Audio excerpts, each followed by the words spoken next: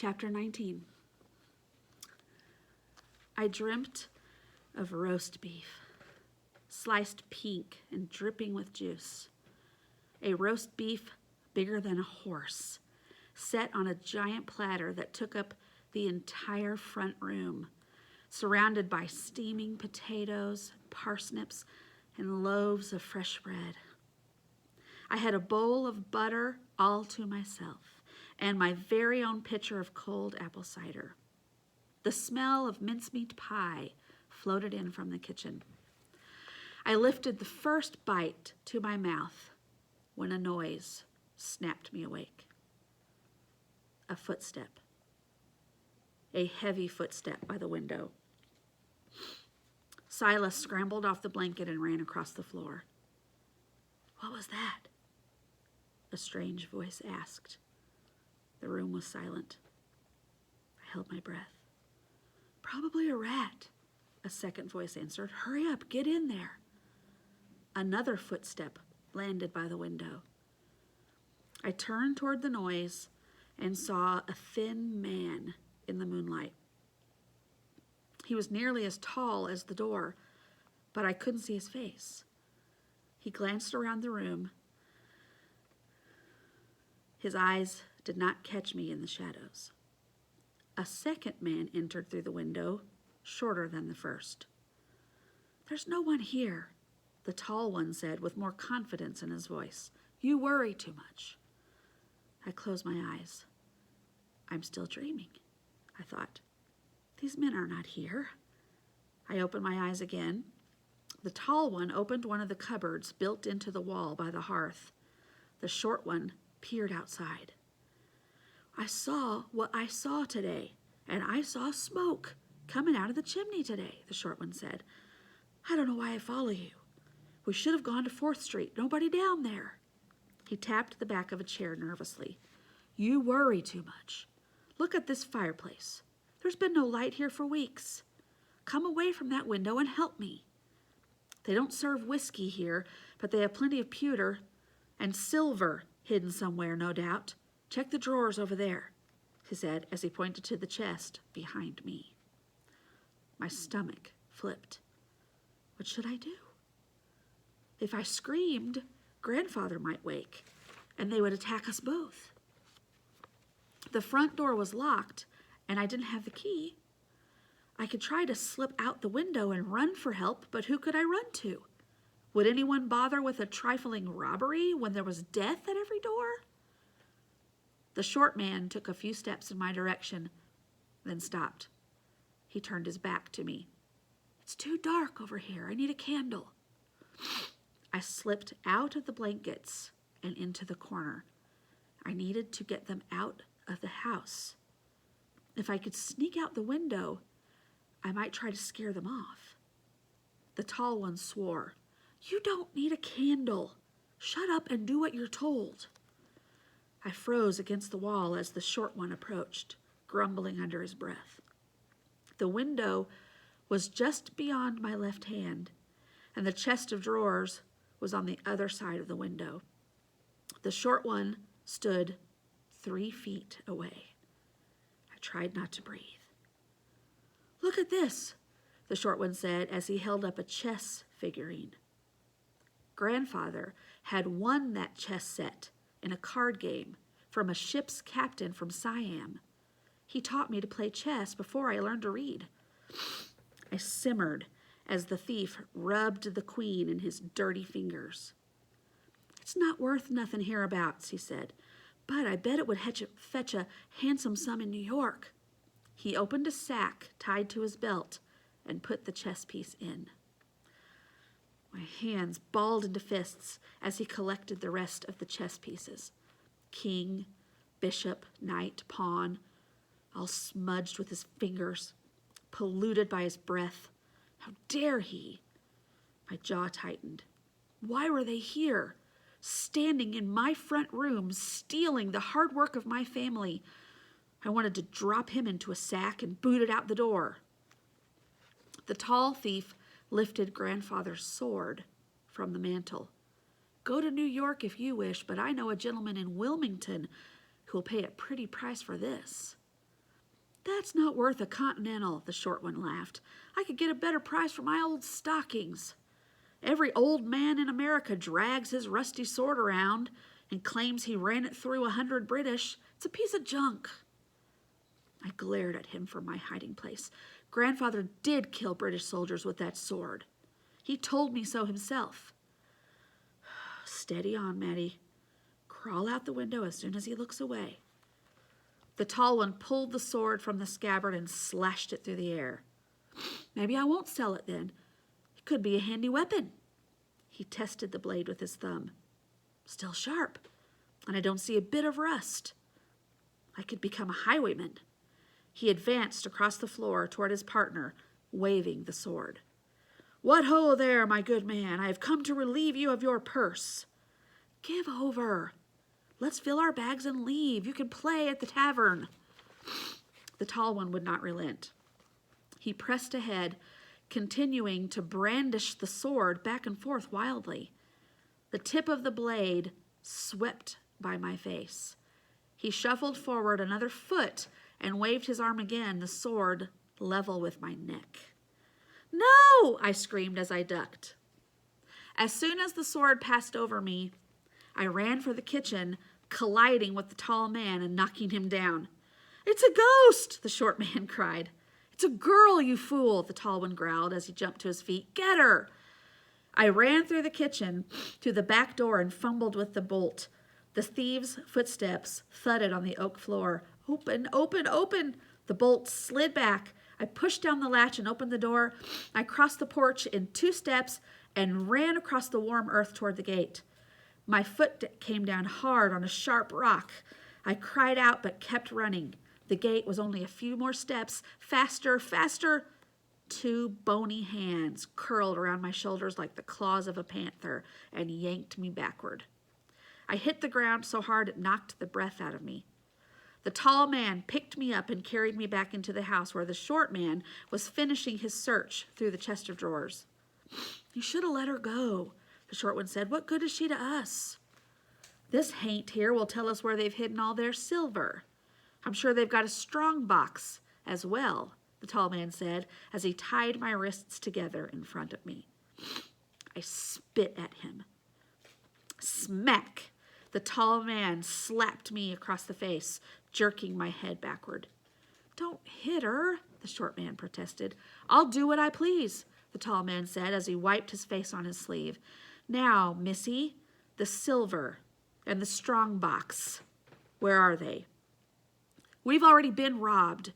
They took everything. You're too late, I said. See, we're too late. Let's go. The short man pulled on his partner's sleeve. Shove off, the tall man shouted. What if she's lying? You think she's going to hand over all her money because we asked her nicely? She needs to be convinced. He drew back his arm to hit me again. Thump. What was that noise? The tall man demanded. What noise? Asked the short man. I just heard a noise. Upstairs. He looked at the ceiling. I shouldn't have screamed. Grandfather must have heard me and gotten out of bed. I need to get these men out of the house. Who's up there? I thought you were alone, said the tall man. It's just my cat. I tried to keep the fear out of my voice. Everyone else has died of yellow fever, I lied.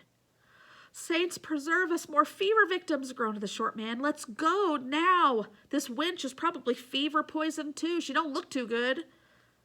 The tall man hesitated. She's hiding something, he said. He drew back suddenly and hit me in the face again. My head rang and lights danced before my eyes. Where's the money? The man demanded. Tell me where the money is. Get away from my granddaughter. Grandfather stood in the doorway in his nightshirt, his rifle aimed at the heart of the man who had hit me. Oh, Lord, said the short man. He put one leg out the window. I'm going to 4th Street. The houses are empty and the cupboards are full. He's not going to shoot, said my attacker. Look at him. He can barely stand. His knees are knocking together.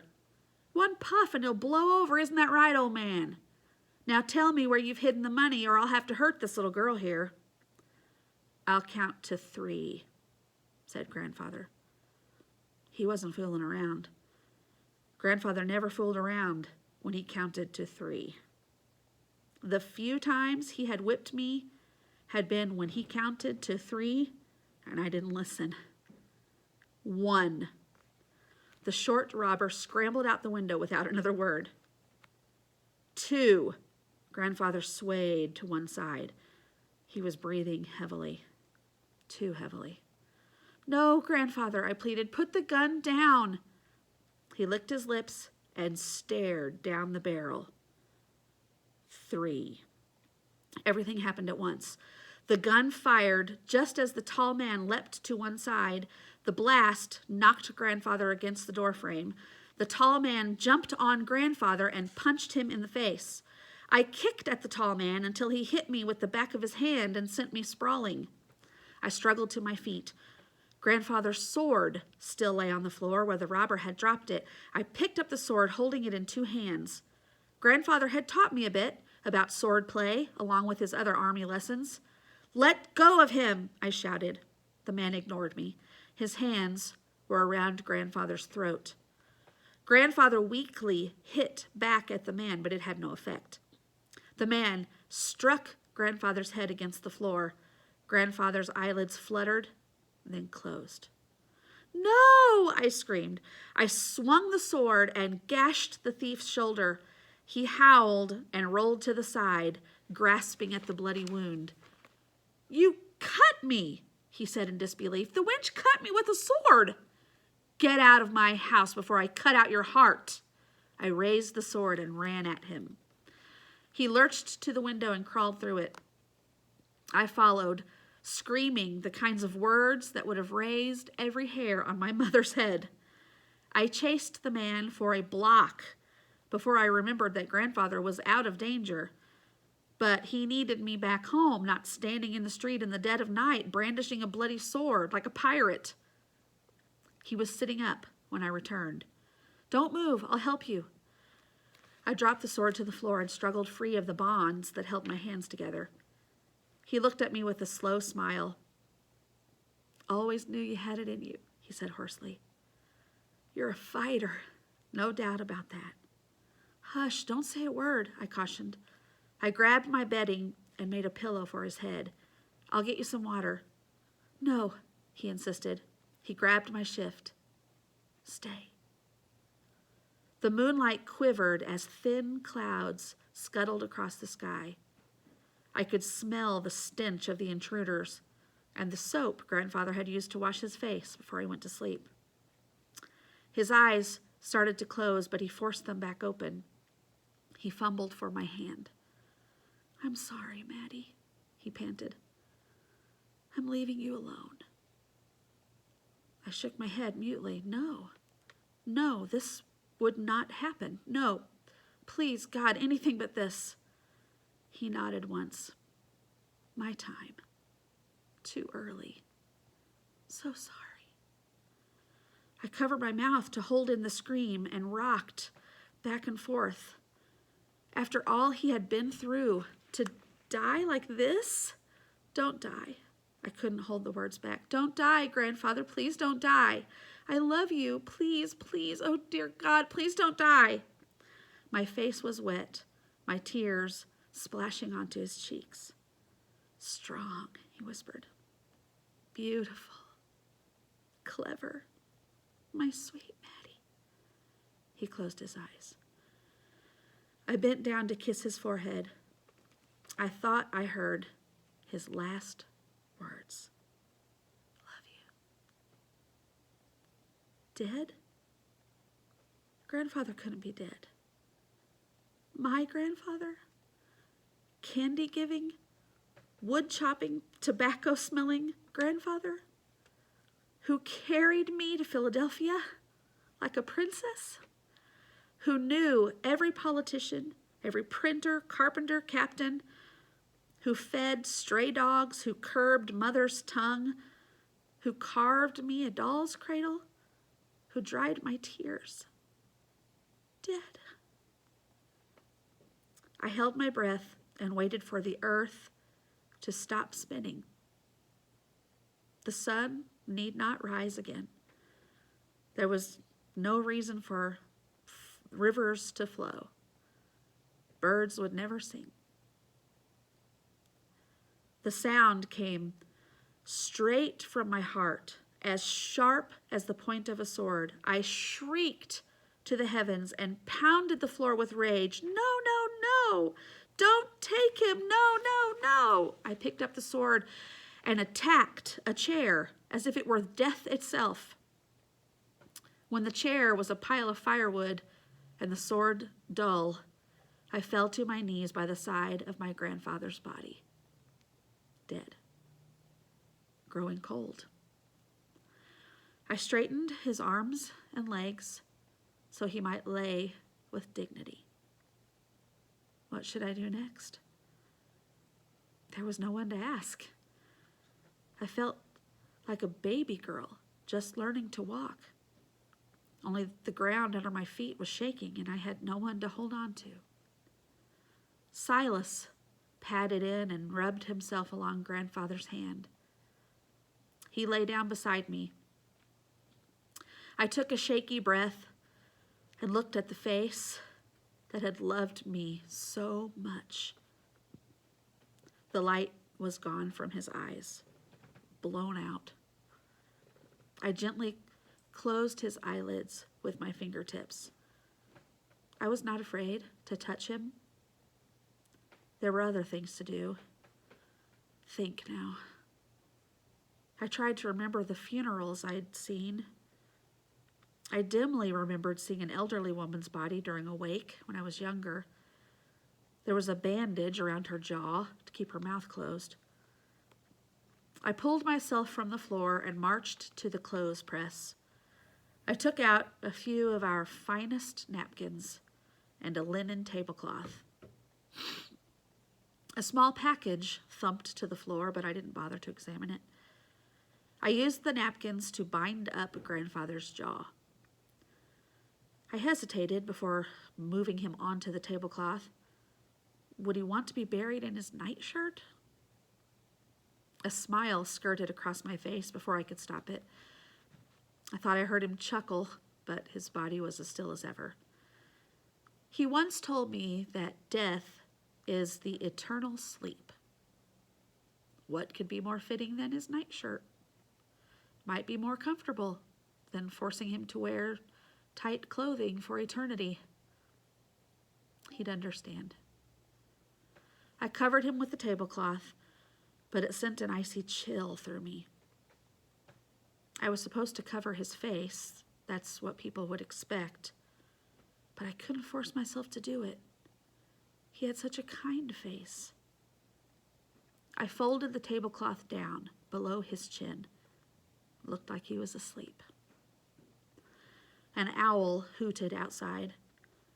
I wondered where King George was, if he knew that grandfather was gone.